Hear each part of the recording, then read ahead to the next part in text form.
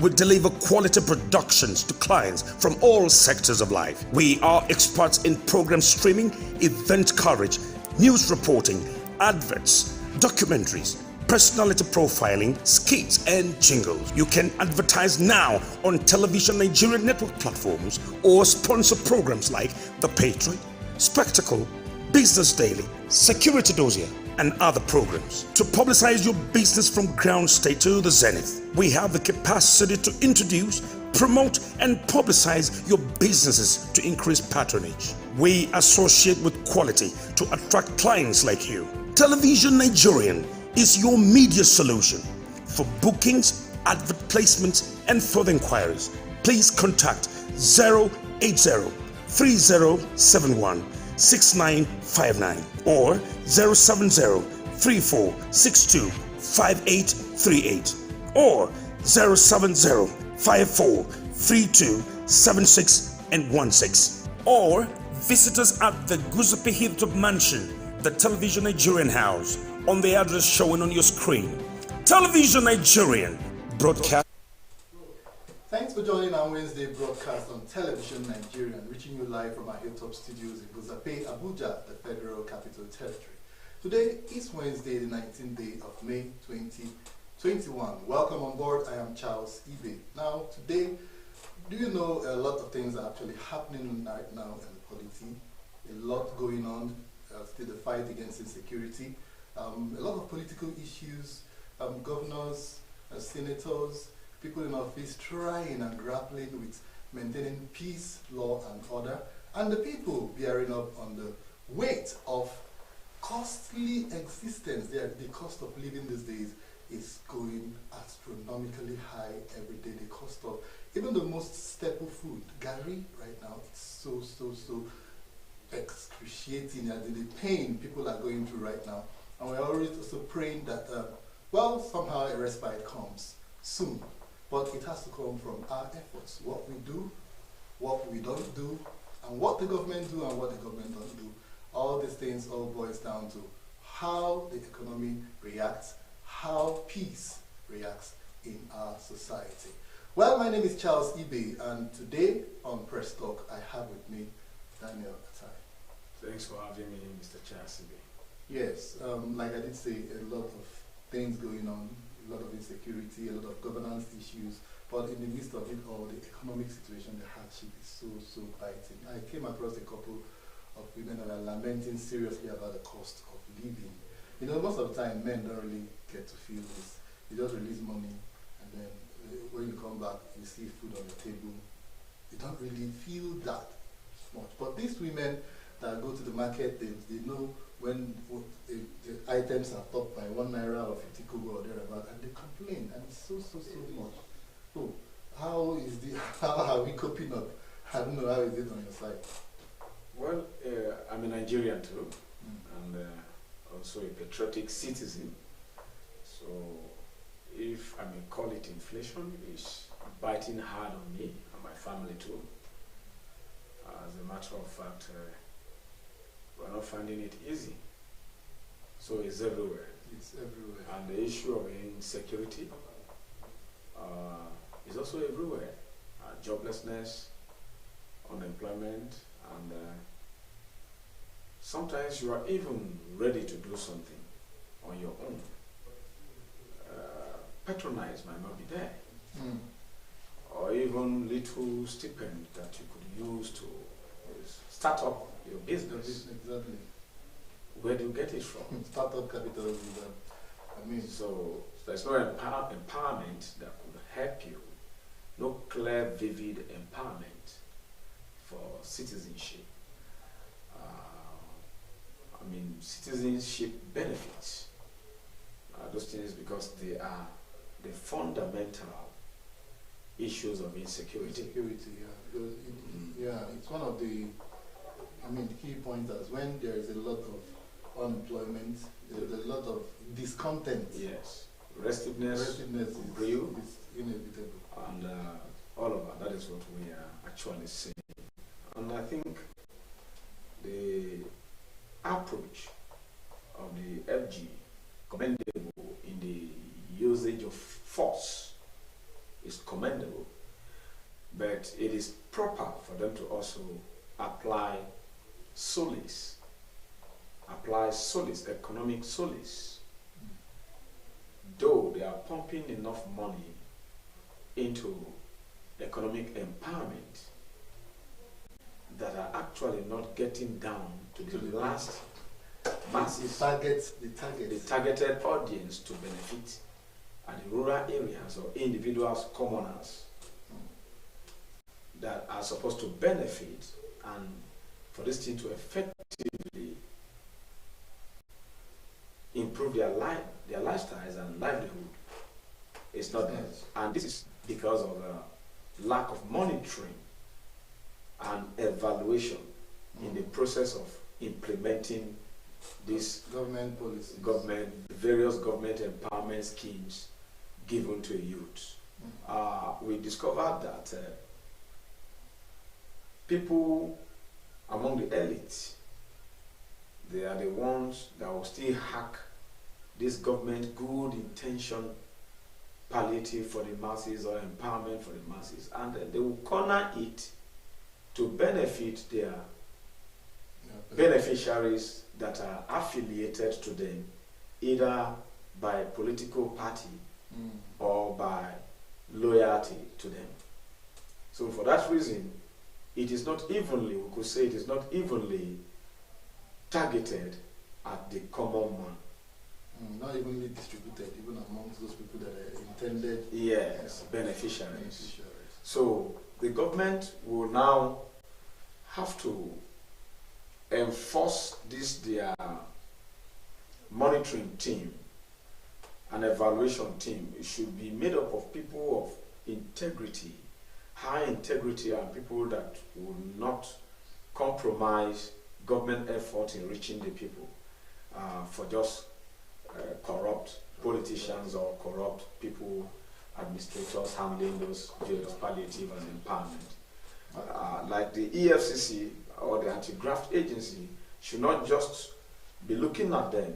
If money meant for the masses are a kind of corner misappropriated, given to even the rich again at the expense of the poor, that this particular empowerment is targeted at, then is a cause of worry that the EFCC should track those finances and immediately recover them and send them back to those targeted. If it means to even organize local government ward councillors, local government chairmen, ward councillors, and then across the 774 local government areas of the country, and say, come, you queue.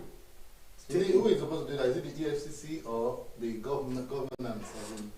Because the EFCC can. I said if the EFCC recovers this kind of money, because the money is supposed to be implemented. We have the what do you call it? The Anchor Borrowers Scheme for farmers. We have also the Bank of Industries, the CBN, Soft. So many that even the youth, there are some for youth, some for the National Homegrown Feeding, the Empower, and all these schemes that are coming. Well, just to me, it's like only some few people. There is one Nissan is doing the CBN through Nissan. Anyway, you know why it's not getting down to the commoners. And why it's very difficult for you to track it right now, because these people are still back. You know, it's always easier when your administration leaves for you to now beam your start. No, it will be too late. If you are in power and your power does not affect the livelihood of the common man on the street, and the common people also will not. They will not have the sense of citizenship. No, it's not. They can't. They will not dare to speak out. No, it means you should find out as a leader, leadership at all cadres, at all levels. You should find out whether what you have just issued out is reaching down. But that's why they have aides and special assistants, and those people will tell him, "Oga, all is well." You have your own way of finding out. You must not rely on them, because you know that some of them they have compromised the integrity of their offices. So you have to find out by yourself what is actually going on. That's not very easy for governors there. I have to be the governor for me to really get to know how all these things works out. Hopefully, when the time comes. But right now, Kaduna State has been in the news. Yeah, we all saw what happened with Labour, the protest. They actually said it's going to be a 5-day protest against the sack, the action that the executive took in that state. And yesterday it wasn't really funny. We saw the governor of the state declaring the leadership of the NLC wanted, and then we saw again thuggery, or would like call it thugs or miscreants or whoever, that kind of also hijacked that protest, just like we had during the NSAS. There are talks that they are loyalists of the government, or we never can tell. But Kaduna State wasn't having the very best of it yesterday. Yeah, for me, Governor El-Rufai said that what the NSC Kaduna State chapter did, he described it as economic sabotage, and therefore he did not bring out why the NSC stage or plan to stage 5 days protest in Kaduna State. And one of the reasons that the NSC gave is that the sacking of civil servants in that state, the illegal sacking of civil servants. And I think it is left for the Governor El-Rufai, to cross-check, and also with NSC. Both of them should cross-check whether those civil servants penned down for sack, I think about 8,000. whether they are actually civil servants or ghost workers. If they are ghost workers, then there is no case for NSC to protest. And if they are not ghost workers, if they are legitimate civil servants of the state, and El-Rufai, perhaps due to financial court or Yeah, he did explain. He said that it's to trim down the cost of government. No, you don't sack the civil servant because you want to trim down the cost of governance. You can Reduce their salary. You don't reduce their salary. That is their statutory allocations to them. You don't do that. What you need to do as a governor is to create an idea where your revenue sources can increase, and there are many areas. So that would be on a long-term basis. It is talking not about short-term. short For now, term. I can't pay because what is happening is really, it's overwhelming the government. So you have to reduce the burden. If you want to reduce the burden, which law will support that kind of act? Is it the State Assembly law or the National Assembly law in the Constitution already? Which law will support that kind But doesn't the governor have the right to hire and fire? If the governor have the right to hire and fire, not in the aspect of civil servants, but his cabinet, if the governor cannot, if you appoint your cabinet, the commissioners, like what is happening in Delta State, where the governor dissolved his cabinet, no qualms, no problem. And also happened in Imo State. And in Imo State, because they are political appointees. We're talking about civil administration, and then even there are laws protecting their... Yes, what you cannot do to elected officials, elected politicians, office holders, you cannot do it to civil office holders, civil servants. So the law does not permit that. The little I know about it is when you are in office, except there are misconduct and several proven cases where they have petitioned you, they have warned you severally, and characters on becoming continue to emanate from you. Yes, the civil servant, the head, either the permanent secretary of the HOD, could do something about that behavior. You can be sacked or whatsoever. But for a governor to stand up one day and say, because of the cost of governance, he wants to cut the common men, the common people, their salaries, is uncalled for. Has he done that to his cabinet? Has he slashed down the salaries or dissolved some of his cabinet before meeting the same situation on the common civilians that are the administrators of that state? No, it's not supposed to be done. All right, but the situation in Kaduna yesterday, where we saw a lot of people actually, there were so many knocks on the governor for the action, declaring the NLC wanted. Did he have that kind of right under the Constitution to take that kind of a step, declaring him wanted? anywhere he is, he should be arrested. The indices I gave in my analysis just now, if he has that right, he will know, the court will interpret it, because if the sacking are illegal, he will have no such right.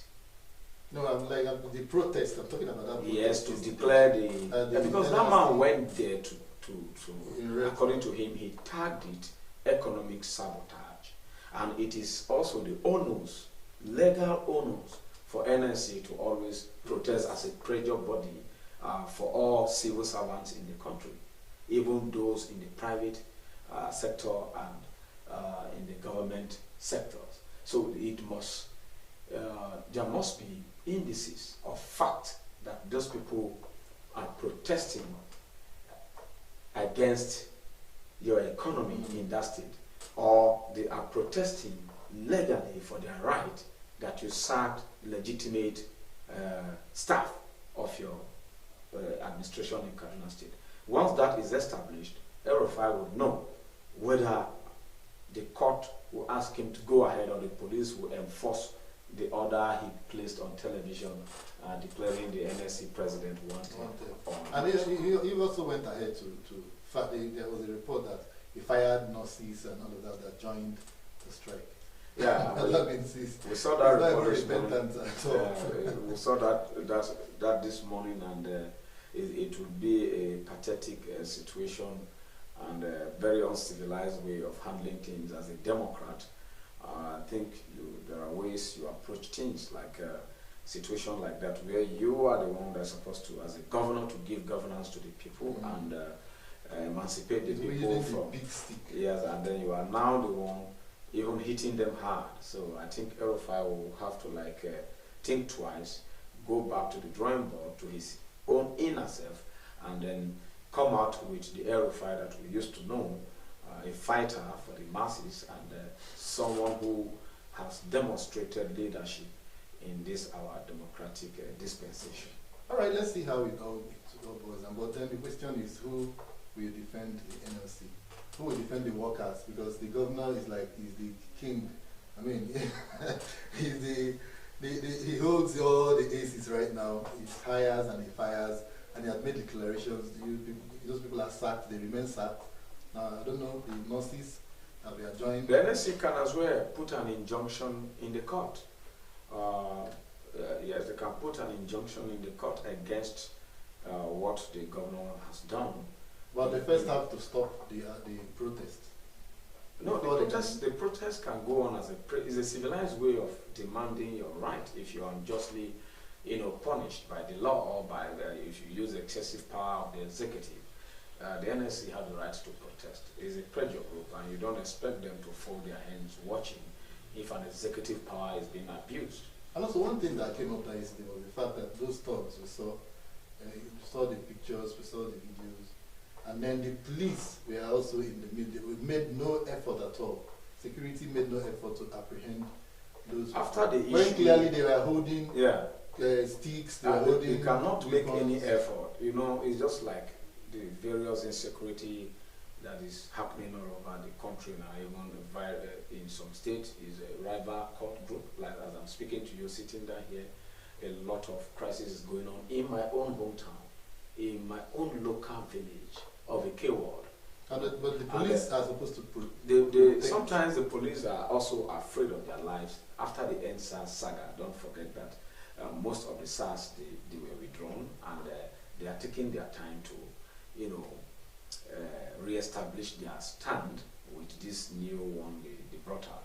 Also, police that may not be able to know the terrain very well, may not know the kind of enemy he is going to face.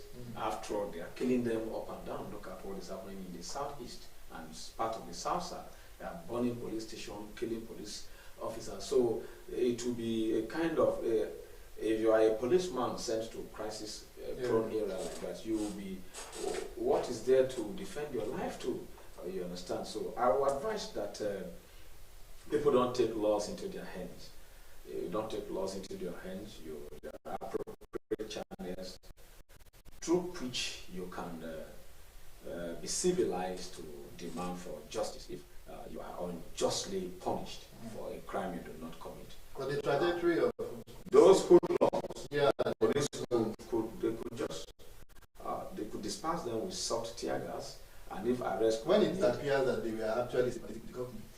Yeah, that is another executive power abuse that I said, abuse of executive power, because even some states where the police commissioner completely loyal to the governor, and the governor and the people are not in good terms, maybe it's because of salary, non-payment of salary, and you complain, you become a target, so you cannot get justice from a commissioner, a police commissioner who is loyal completely to the governor, whose pocket and bank account the governor will have to service. So except we have police commissioner that is full of integrity, full of commitment to duty, and that could be seen as someone who discharges a legitimate and patriotic job without compromising to the executive powers.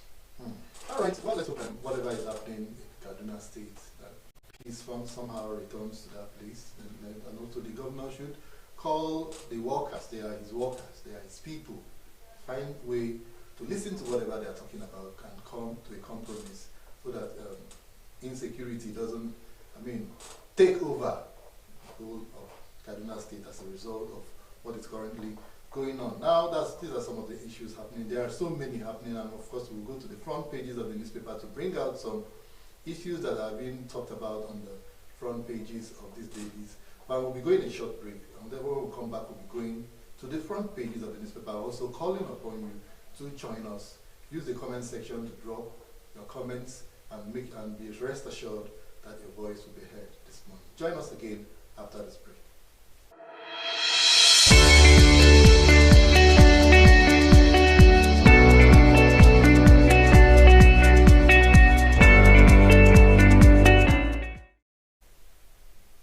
Welcome back, and in case you're just joining us, this is Press Talk. Now the time for us to go to the front pages of the newspapers to find out what they have for us today.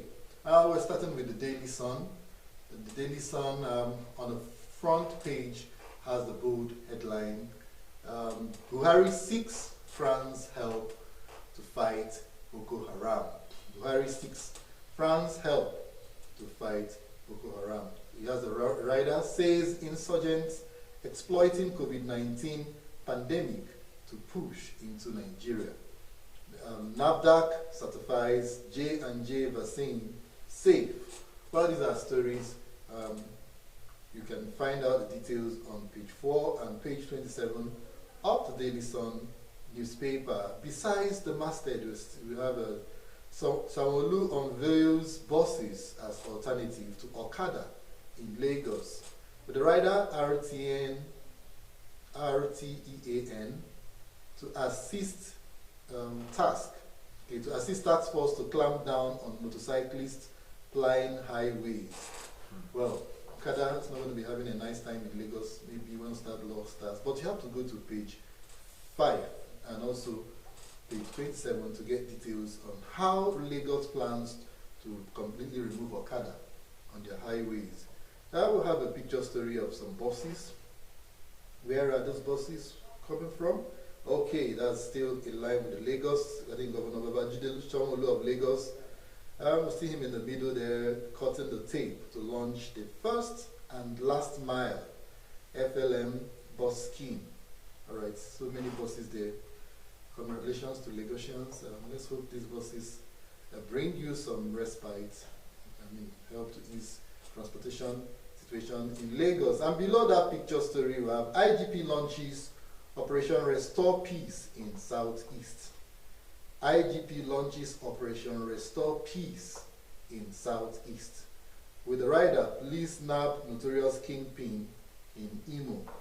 Well, Restore Peace, IGP is launching that. Well, the details you can get on page 5 and page 27 of the Daily Sun newspaper. Besides the picture story there, also you have 2023 UK cautions against flawed election in Nigeria. All right, international community are already taking interest in 2023. And they say it's the world watching the country. Why should the world be watching Nigeria? Why are they not seeing the insecurity going on right now? They should come and help us have peace. I mean, we are not even sure of waking up the next day and you are telling us about 2023 and tell us the world is watching. So the world you are watching, people being killed and all of that, and you're not doing anything, and you're telling us about peaceful election. I beg your pardon. You see, while the issue of peaceful election without flaws is very, very vital, because you see, electoral injustice, or let me make it plural, injustices could even trigger more insecurity issues in the country. I and you know that at the moment, the electoral system on its own has some flaws that the umbrella body, the Independent National Electoral Commission, is trying to reform, and the National Assembly trying to also amend some frameworks that will make the electoral reform that of the masses than just for people who can just ride on the masses with their money and get political powers and offices. I know, but should it be what the UK, should it be their concern right now? I've not heard the UK speak out against the banditry. I've not heard the UK say anything about the killings everywhere, burning of police stations in the southeast. The UK have not said nothing. They've not offered to help or do anything. Now they're telling us about peaceful. To me, it's misplaced. The UK has made a statement before, severally condemning the insecurity situation in the country. And now they are watching us. They also have said that, just like in the US said, that Nigeria can actually deal with their problem, that the problem is still within the government, you understand, and that they can solve the problem themselves. A problem you can solve themselves, they wouldn't want to interfere. On several occasions, they have sympathized with Nigeria and they have fought. Okay, the other time you heard US declaring that putting some Nigerian politicians and cabinet on the watch list of their own security network, isn't it? In Nigeria, in terms of what is happening in terrorism and so on that is happening. But then the government also taking some steps by bringing more ammunition, investing more in ammunition, and of recent gone to France to seek for help, perhaps because UK and US failed to help Nigeria. Yeah, and they are watching. What are they watching? But where your problem is coming from, don't forget that US is a member nation of the Security Council of the United Nations, as well as the UK, and France also. You see, China, and which one is the third, the fifth one? Is it Turkey or yes, China, US, UK, France, and Russia. Now they are the 5 security councils. I think of recent, Italy has joined them, making six world powers. Now they control the Security Council of the United Nations.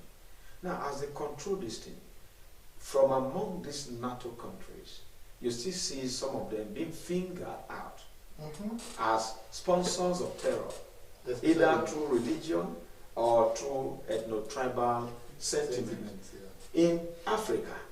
So if one of the NATO countries is being fingered, not very long, the president of the former president of Nigeria, Goodluck Jonathan, accused France of sabotaging, and Chad also, that some of those weapons that Boko Haram are using were given to them from France to Chad, and then to terrorize Nigeria. Even the Chadian president, the late Chadian president that died,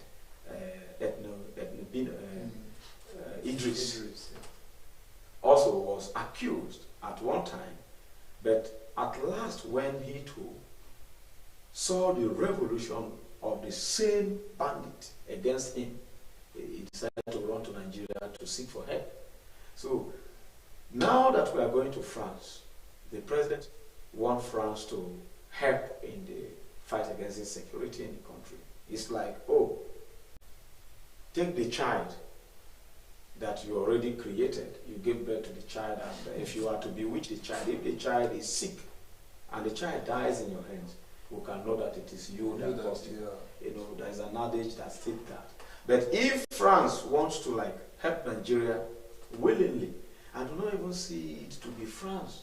France shouldn't be the country where, because we are an Anglophone country. Exactly. We are not Francophone, and we are not among the Commonwealth nations of France. So, of the French people, we are not among their colonies, and that is a cause of worry to me. But the president have perhaps a wisdom in that action or that particular move that he made. Yeah, I think he just used that opportunity of that summit, because I think it's about post-COVID economy for Africa. That's what the European Union is actually trying to look into. So use that opportunity to say, oh, come and help us fight Boko Haram, so that we don't all die of. But my own, I just have an issue with the UK talking about 2023 election. We are not done with the president, and you're telling us about 2 years to come. And they've not done. We've not seen any aid. We've not seen them send any something to help quell this insecurity. And they're just watching their own colony scrambling, and people are dying every day. They're relaxed and watching for 2023. They should change the narrative. I have told you on this stage one time that I gave one proverb that for the lion to feed, something must have to die. Yeah. So whatever happened in Africa is to their own advantage. Of course. So, and then the earlier we learn this and stop paying attention to them. I mean, they shouldn't be telling us anything. We don't need. We have to take care of our. Yeah, we'll take care of our. We have to be patriotic enough with sound characters. Yeah. In we don't display. need UK. Please, UK, watch your own activities. Don't watch us. We'll sort out our 2023 when we get there. Don't watch us, please. Let's go to the next newspaper. That's This Day. The This Day newspaper. On the front page, it has analysts differ on Buhari's quest for fresh 2.3 trillion external loan. 2.3 trillion naira external loan. I mean, analysts differ. All right, we'll find out what they are actually talking about. With the rider, the National Assembly considers request. Okay, APC mortgaging nation's future, says the PDP. Now we are seeing party politics coming in. I think it's a front page story. It's a front page story on This Day newspaper, but it continues on page 10. All right. Then below that story, you have IG launches Operation Restore Peace in Southeast. With rider Buhari, insecurity grows propensity for conflict. Another front page story that continues on page 10. So please look up the This Day newspaper to get details of those interesting stories. And above the masthead, federal government considers option on divestment plan by Shell. Options on divestment plan by Shell says, with the rider, says proceeds of marginal fields used to augment FAAC. FAAC. All right. Federal Allocation Commission. Yes. That's about the story. And then we look on top of that masthead as well. You still have hybrid projects not skewed to favor any zone, says the Central Bank Governor in Mayfield. Okay, hybrid projects they cut across all the geopolitical zones. But you have to go and read on page 6 to find out exactly what they are talking about. Now, let's go. Can you finish the paper so that we can now begin the analysis at once? All right, let's go to the next paper. The next paper is The Nation. I think that's about the last paper we'll have just because of time.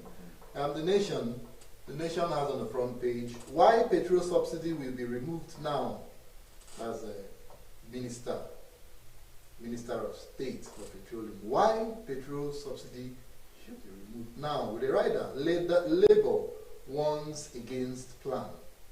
LCC, that's Lagos Chamber of Commerce and Industry, says we need innovative policy on petroleum.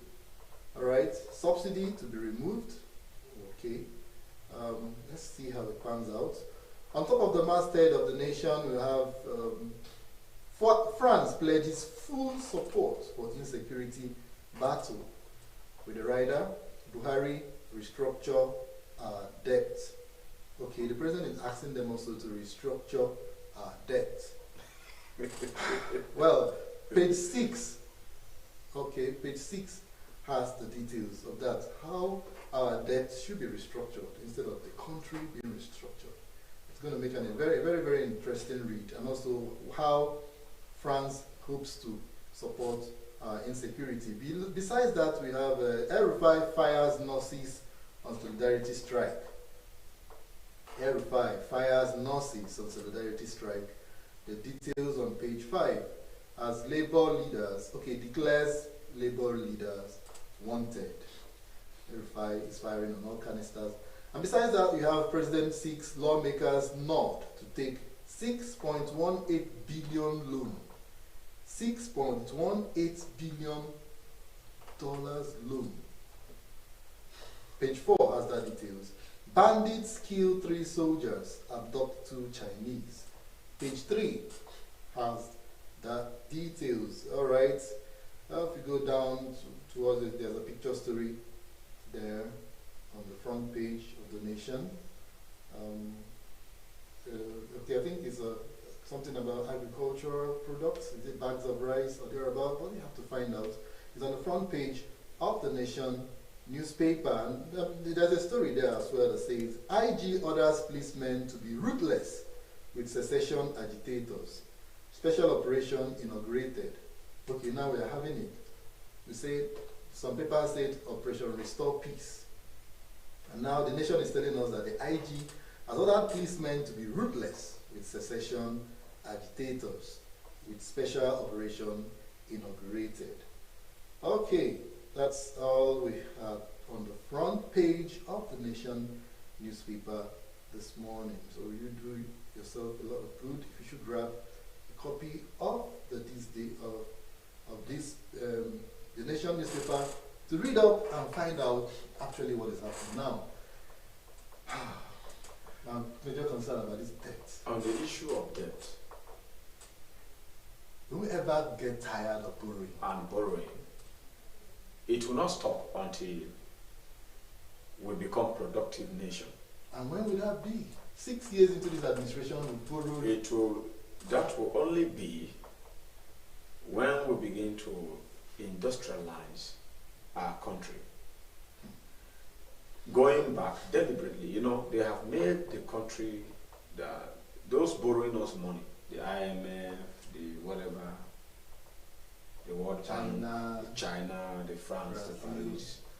Now, is also a kind of deliberate scheme to ensure that you are at laxity in terms of production.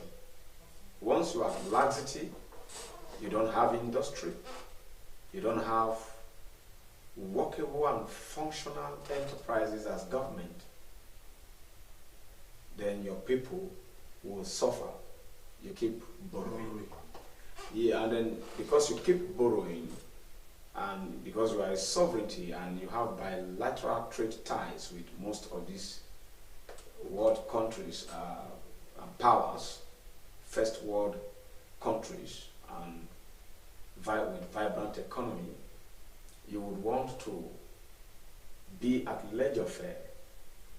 And once you are at laissez-faire in terms of productive capacity, like you can see even the refinery that produces the highest GDI for the country. They're not working. They are not even functional. We have to even refine abroad. So the situation will not end until we put our industries in order. We have to make deliberate effort to ensure that what comes may, whether they are borrowing us thousands of billions in dollars or in pounds, let us also have our own source of money. Our economic dependency The thing is, the handlers of the economy, who gives this advice to, okay, let's go and borrow 6.3 billion, this one 2.3 trillion, and all of that. What are they hoping? Why do they have a plan? Is there a repayment plan to this, or just let's get this money? When they get this money, they tell you infrastructure development, or they tell you to fund the budget and all of that, with no concrete plan of repayment. Is it not about mortgaging the future of Nigeria? Well, it has been trending, not only now, and that was why we elected this administration under President Muhammadu Buhari to deal with the situation of borrowing and our economy. If you will bear witness to me, on several occasions when Buhari was Minister of Petroleum, even during the time of Abacha era, you saw the trust fund, Petroleum Trust Fund and TED Fund, most of their works, they built schools, did a lot of things across the country, across the nation, built hospitals, and so on. So we believe that his second coming will also see most companies in the country and industries revitalized. I don't know where we got it wrong, whether it is CBN Advisory Council or Economic Advisory Council policies that got it wrong. I may not be able to say, but what I should be able to say, and what I'm going to say now, is the fact that whatever policy or policies that they have enacted that has not reduced the equation between our dollars and the naira, our naira and the dollar, and that has not reduced the rate of unemployment in the country and joblessness, and that does not bring in much GDI, our gross domestic income, in so that our country will say, okay, they have sources of revenue and they could do without borrowing, or they could do with less borrowing. Only then could we say we will be relieved out of borrowing and indebtedness. And we saw in the news, and there was this reported, I don't know, not really verified it yet, that the 5.1 or 5.6 billion dollars Ibori loot has finally made its way into the country. And I'm wondering, if you have 5.6 billion dollars and you convert it to naira, why do you still need to go and borrow? There is still a court injunction to that money within the country. The federal government is saying they own it. The Delta State government is saying they own it.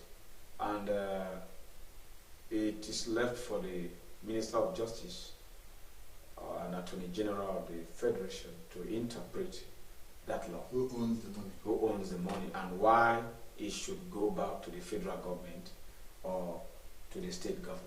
It depends on who negotiated the return. It is the federal government that so why should it go to the state? I mean, maybe the state might be considered. The state said they should be considered. It was meant to for certain infrastructural development in their state, and that it was diverted. And this is the same state that came out at one time that exonerated Ibori of all crimes. And when he came, he was given a hero's welcome. Yes, hero's welcome given. So that is what some states and citizens do to criminals and political thieves in the country. And coming back to say that they want that same money that they exonerated Ibori from is uncalled for. It's uncalled for because in your eye, the man didn't do anything wrong. He was being persecuted according to them. He was their own dear son. Yes. And now they say he stole from you. No, he stole. And it's our money. So because money has also, we have some questionable characters in our integrity, and I think it is not good. So political iota, you cannot also separate political iota from gingering Mr. President or inducing him or the National Assembly to assent or approve the borrowing of this particular 6.1 of course, like some of the statements. So we have serious. Once it's been mentioned. We have the kind of country, the politicians we have today, even at the National Assembly and the State Assembly, the Executive too, the Judiciary too. They have all been compromised in terms of financial appropriation and allocations because their allowances It's not enough for them anymore. The bogus allowances, the fleet of cars, the houses, and whatever. So you see gluttony in action. The quest to having it more, like Oliver Twist, wanting more, and you may not blame them, because even at the level of little politicians that we are, you see people depending on you so much.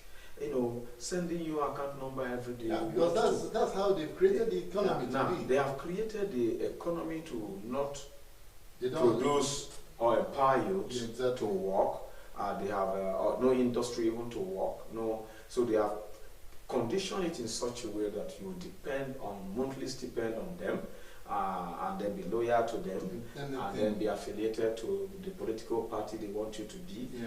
If not, you will not eat, you will not be able to work, you will not be able to do anything. So that is the country we find ourselves. So if the electoral reform, where I want to link it with what UK is seeing. No, let UK just come down. So if the electoral reform is enacted appropriately and properly to that extent where the masses vote will count, whether you bribe them or not, their vote count.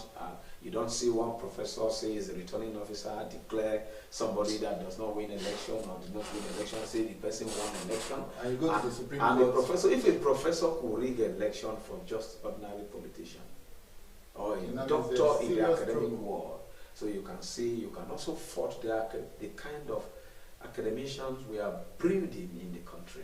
So it's all about, it's still all about the economy, because when you find out characters and integrity, most of these professors, they are being owed salaries. So they are being owed salaries. So most of this money will now be borrowed and not even be appropriated to the areas to which will grow the economy, and empower the people, or by which it was borrowed. So it will be shared according to the tiers and the arms of government that we have, and that will be all. So and the sad reality of it is that someone said this morning that as long as it has been mentioned by the presidency that we need this amount, it will definitely be passed by the National Assembly. So you have a National Assembly that is symbiotic with it's not for the people. It's symbiotic with the executive. For the executive. And perhaps also the judiciary. Well, let's hope from all of these things, governance from let's be optimistic that if borrowed, it will be appropriately. The ones who borrowed before, what appropriately implemented to the areas where it was borrowed to actually emancipate. Now they will tell you to fight security. No, you cannot continue. To say critical infrastructure. If you want to fight security, like I said, you want to fight insecurity. You want to undo insecurity. Economic power, job creation, empowerment, and so on. If it gets to the rural areas, okay, and not to go and used to buy sophisticated guns. If you buy sophisticated weapons, that money you are using to buy this sophisticated weapon would have carried maybe 1,000 youth off the street in the particular local government. Of course, because those are the streets that are the youths that are going to join the insurgents. Yes, they are actively involved. They are the ones involved in courtesan. They are the ones restiveness. They are the ones political talks. They are the ones. So anyone you talk about, so the youth are ready. So a nation that has conditioned their youth and reduced their strength to that level, how do you survive insecurity? So it's economic tactics or scheme that we can use to empower or to stop insecurity and not the purchase of the continual purchase of weapons. Yeah, because somehow the weapons still end up in the hands of the unemployed youth, and then insecurity will continue to hold sway. But that's much we have on newspaper review today. I'm hoping that we've gone again one or two things, and then hoping also that the people who matters, people who should be listening are listening, and of course not just listening, they begin to take assets from what we've been talking about to make policies that will ensure that peace and lasting peace returns to Nigeria. A newspaper a day always drives away ignorance, so make sure you go out there today, pick up a copy from your vendor and read so that you'll be able to talk about issues happening in Nigeria Enjoy the rest of your day, and please remember to stay safe. COVID-19 is still very much around. Do everything possible to stay safe and stay out of trouble. I am Charles Ibe. Thank you for doing this today, and also thank you, William. Thank you, Mr. Charles, for having me.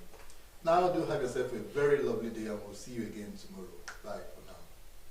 Television Nigerian is one of the leading giants in Nigeria's digital broadcasting. We deliver quality productions to clients from all sectors of life. We are experts in program streaming, event coverage, news reporting, adverts, documentaries, personality profiling, skits, and jingles. You can advertise now on Television Nigerian network platforms or sponsor programs like The Patriot, Spectacle, Business Daily, Security Dossier, and other programs. To publicize your business from ground state to the zenith, we have the capacity to introduce, promote, and publicize your businesses to increase patronage. We associate with quality to attract clients like you. Television Nigerian is your media solution. For bookings, advert placements, and further inquiries, please contact 080-3071-6959 or 070-3462-5838 or 070-5432-7616 or visit us at the Guzupi Hilltop Mansion, the Television Nigerian House, on the address showing on your screen. Television Nigerian, broadcasts beyond boundaries.